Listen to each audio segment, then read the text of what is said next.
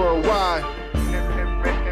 Every weight class. It's Lewis Heaton, Whiskey Bynum, It's the Boxing Rush Hour Show, hosted by Abraham Gonzalez. You know what you came for? Yes, indeed. This where you come to get your info. Listen up. Other shows throwing the towel. It's the Boxing Rush Hour Show. Let's go. In the ring we throw hands, octagon elbows. Analytical, critical commentary is necessary. A bevy of opinions, we heavy on the winning. This podcast is to break down the pay-per-view. For boxing purists, you'll let this man through. We rise right, surprise sight at the prize fight. Hands taped up and gloves tied tight. Ring the bell, want some, get some. Let the chips pour where they may. Work the George from. All right. Thank you for tuning in to the Boxing Rush Hour Show. I have some exciting news. I'm thrilled to announce my partnership with BetStamp and Sign Up Expert, opening up an incredible opportunity for you to join some of my favorite sportsbooks. With the packed boxing schedule coming up, there's no better time than now to get started. Head over to my dedicated page at signupexpert.com/fightsatw to explore a selection of sportsbooks tailored to your region, each with unique offerings. If you're ready to take your sports betting to the next level and show some love for my brand, I highly recommend signing up for your next sportsbook through my Sign Up Expert link. You can easily find it in the description below. All right, ladies and gentlemen, thank you for tuning in to the Boxing Rush Hour Show, fightsatw.com. My guest, midweek, we're going hot and heavy. He's the CEO of MarvNation and the founder, Marvin Rodriguez. Marvin, how you doing? I'm doing great, man. I'm doing great. How about yourself? I'm doing good, man. Thank you for asking. Listen, before we get into everything that you got going on this week, I was looking on the website and I saw that it's been 10 years. MarvNation has been around since 2014. I'm just kind of curious and wanted to know what was your vision at the start of it all? And are you where you thought you would be when you did start it? You know what? The vision for us is, to be able to help upcoming fighters that had no opportunity or that no one paid attention to or that didn't have the resources to be able to do something. Because boxing, man, it's a cutthroat industry, man. You know what I mean? It's really tough.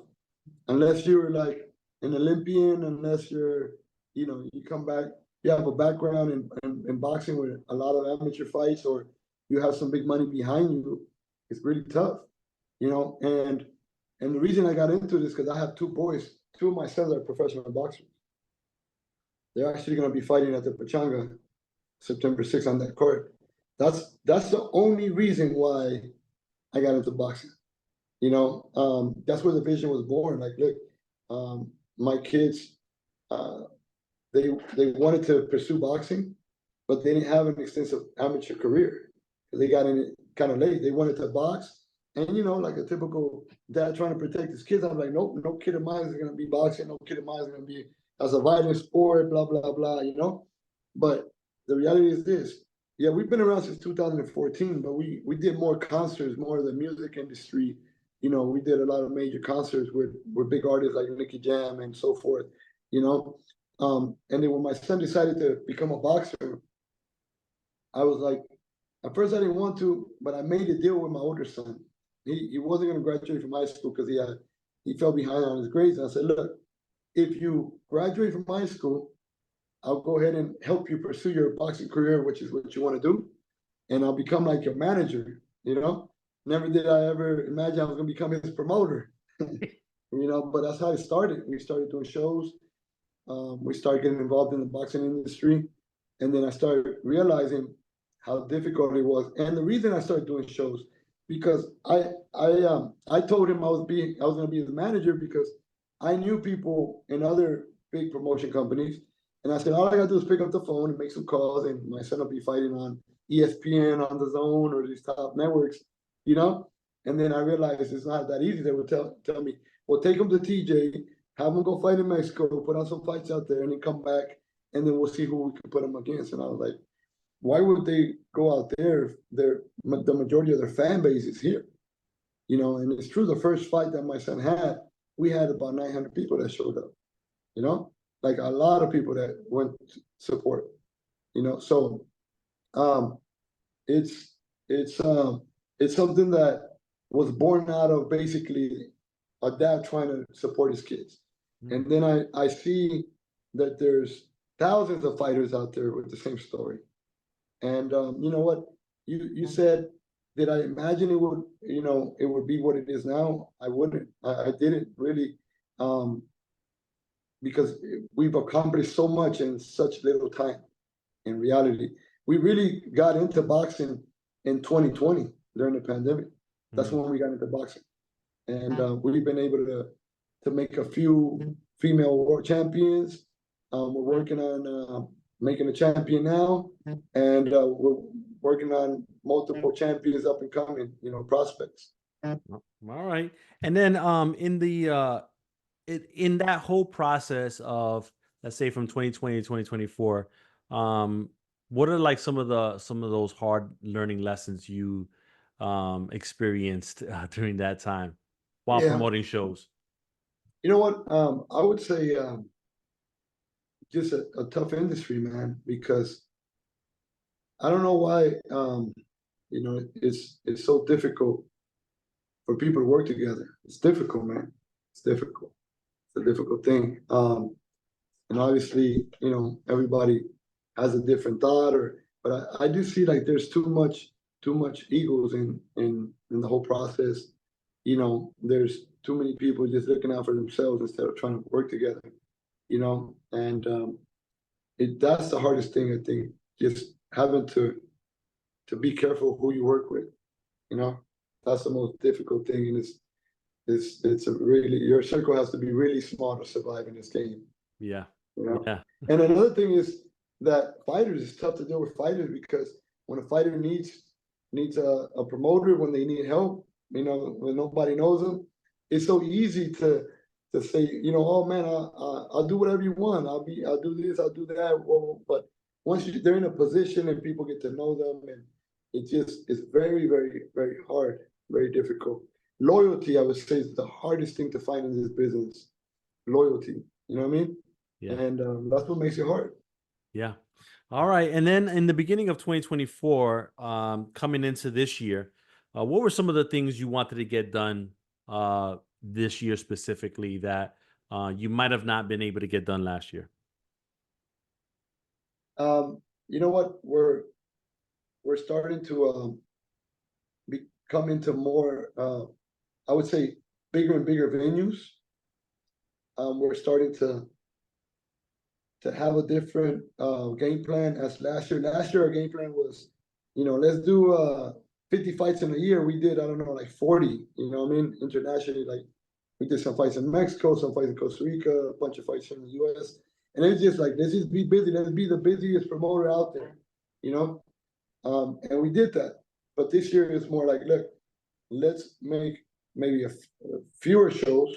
I mean, we're still on, you know, on our way to do maybe, I don't know, 12 shows this year, something like that, or maybe even more. But the thing is, let's do fewer shows, but bigger venues, bigger shows, and that's what we're starting to look into. You know, we're doing this year. We're closing off the year that way, and next year, I see myself doing more and more bigger venues. Okay. All right. Now let's talk about this week. This week on Friday at the Pechanga Casino Resort in Temecula, California, you have a card headlined by Jose Zepeda versus Ivan Redkach. Talk to us about this fight, because this is definitely a crossroads fight for both of them, and there's a lot at stake here. Maybe even their own careers. Yeah, absolutely.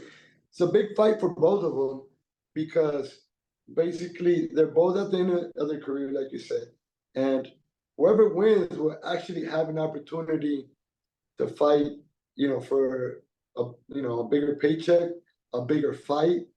It'll put them in a position, especially because, from what I know, this fight is approved. It's approved for a title fight, so that's gonna make it even bigger.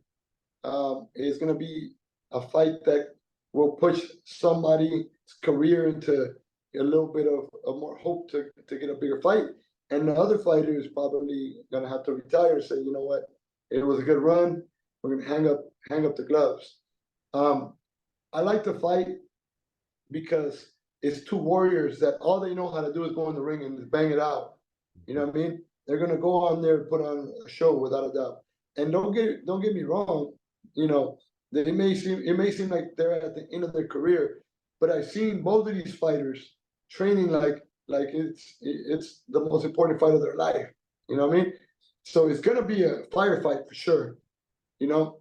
But sometimes, you know, another part of the business that's really hard to deal with is sometimes, you know, the negativity that people throw at things. You know, there was a certain writer that put a negative post out there and say, "Oh man, you know," it was like basically bashing the fight, you know. And I was gonna respond because to me, it's a good fight, you know, it's a great fight, because people are gonna be entertained. That's what they want to see, you know. But they're missing the point. This writer was missing a major point. And the point is that whether he may not like the fight, but he's missing the big picture, which is for me, you know, these guys may have a fight or two left or three. But for me, the bigger picture is there's going to be prospects that are going to be on this card that because of their name, they're going to get to be watched on the DAZN. You know, someone may say, "Oh, I want to watch the Jose Zepeda fight," but then they're going to watch these prospects that are up and coming. And when I saw that negative post, man, I'm not gonna lie. I wanted to jump on there and respond, but I'm like, you know what? It does no good to do that, man. It just people like that sometimes won't even understand, anyways.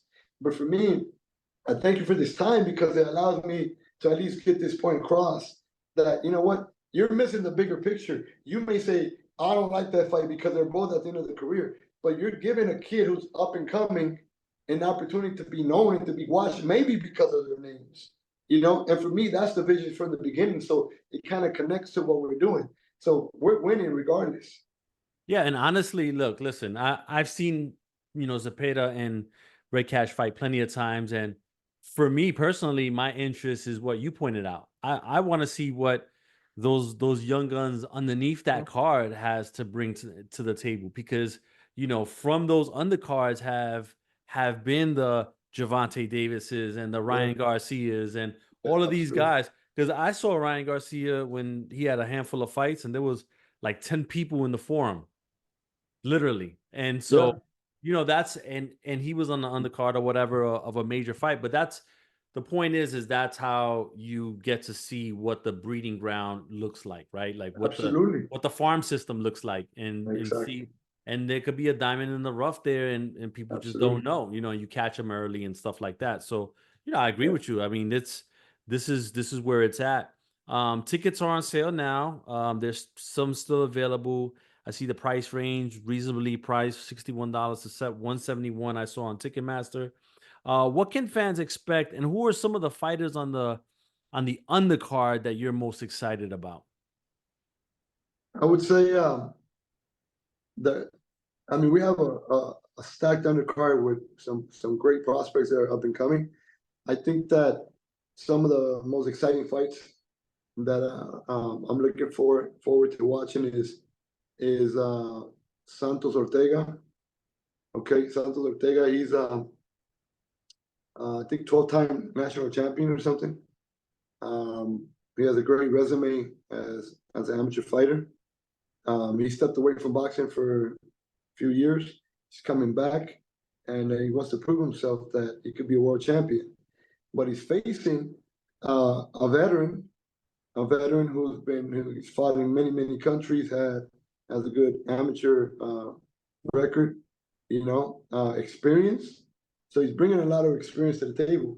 So for me, it's a great fight that I'm looking forward to watch because, you know, here's a upcoming prospect that could be a superstar, but he has to prove himself. He has to get through this challenge of beating somebody who came to the United States with a dream also of fighting, you know, on big arenas and big platforms and changing his family's life. So he's not going to come here and try to lay down. He's going to fight basically. So for me, that's an exciting fight. You know, Jose San is a fighter who he's a veteran, but he wants to win. He wants to better himself and his family. And you know, I mean, we've seen stories like Borroso that was 40 years old, and he fought, and he basically made a name for himself even at 40 years old. So don't underestimate a veteran who's 34, 35 years old coming in and fighting a young prospect. Don't underestimate them because they're hungry as well. Yeah, I always tell folks joking around, like, you got to be aware of those guys that nobody knows about with the crooked records, because those are the guys that will crack you in the jaw, and then it's over. Absolutely. For sure. All right, so Friday is going to be on DAZN. If you're local in San Diego, even in the LA area, head down to the Pechanga Arena. They're going to have fights there, headlined Absolutely. by Jose Zepeda versus Ivan Redkach. The co-main event is going to be great too. The co-main event, Nathan Rodriguez. So Nathan Rodriguez, I mean, obviously that's my son, but I'm not talking as a father. I'm talking as a promoter now. I think that he has a great future, man. I think he's definitely in line to be, a world champion. He just turned 20 years old. He went pro at 16. He's 15-0 right now, looking for a 16 victory. And I say that I'm not speaking as a father, but more as a promoter, because I'm not the only one who's seen it. I mean, he's trained with Eddie Reynoso as his trainer. He fought on the Canelo card in Guadalajara last year on the pay-per-view side of the DAZN card. He fought on the Jose Zepeda card in 2022 when Jose Zepeda fought for the world title against Regis Prograis.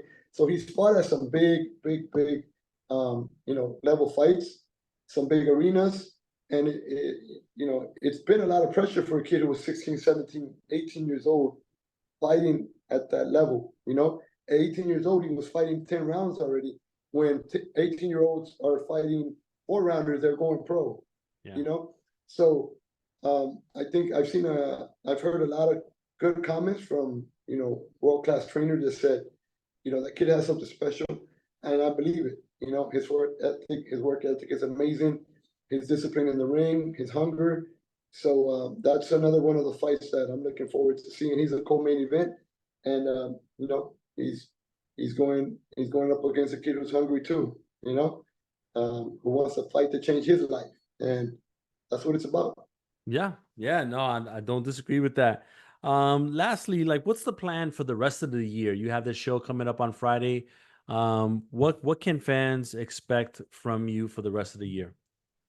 So we have two more big events coming up on DAZN. Obviously, we've been putting these fights up on DAZN, and we want to get them exposure. I have Fernando Vargas Jr., who's also signed with MarvNation, Amado Vargas, who are going to finish out the year strong, busy. We just came off a big win with Amado Vargas, with Sean Garcia. That was a great fight, a great experience for him, a great victory. But, they got to stay busy. Fernando Vargas Jr. just fought in Texas at, baseball stadium. We had an amazing crowd, a good turnout. Wherever they show up, we definitely see that love and support from the fans. So we are closing off the year with them. And if everything goes well, they may be, there could be a possible world title fight that's coming up, a male title fight.